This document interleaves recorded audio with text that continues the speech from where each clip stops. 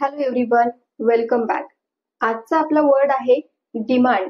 Demand means मागणी करणे किंवा गरज असणे. तर आपण डिमांड या शब्दाचे किंवा डिमांड या वर्बचे सेंटेन्सेस पाहूयात. आपलं पहिलं सेंटेन्स आहे त्याने पैशाची मागणी केली. तर आता हे सेंटेन्स कसं बोलणार आहे आपण? त्याने पैशाची मागणी केली. ही demanded money. He demanded money.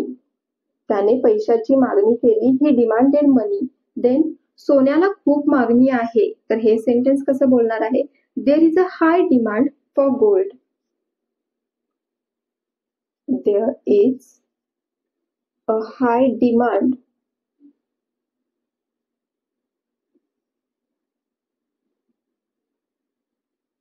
For gold. There is a high demand for gold. सोन्याला खूप मागणी आहे.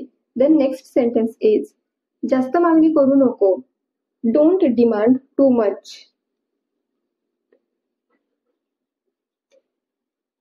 Don't demand too much.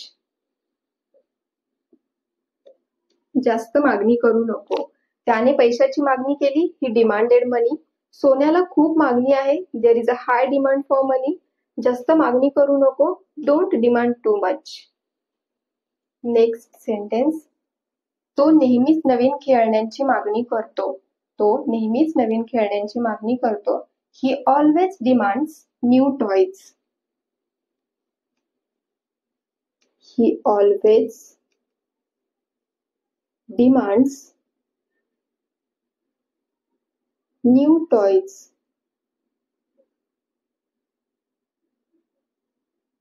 Then next sentence. तिने त्याच्याकडून उत्तर मागितले. हे कसं बोलायचं आहे? She demanded an answer from him. She demanded an answer from him. She demanded an answer from him. तिने त्याच्याकडून उत्तर मागितले.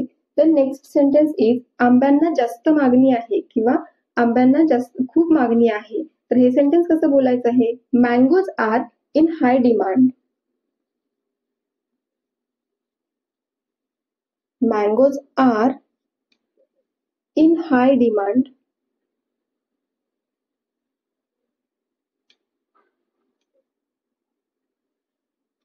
तो नेहमीच नवीन खेळण्यांची मागणी करतो. He always demands new toys. तिने त्याच्याकडून उत्तर मागितले. शी डिमांडेड अन आन्सर फ्रॉम हिम. आंब्यांना जास्त मागणी आहे. Mangoes are in high demand.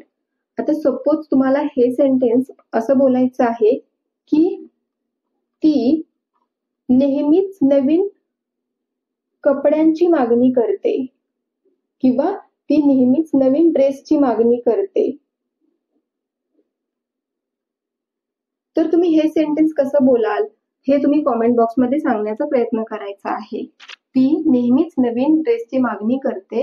हे सेंटेन्स काय होईल ते तुम्ही कॉमेंट बॉक्समध्ये सांगण्याचा प्रयत्न करायचा आहे.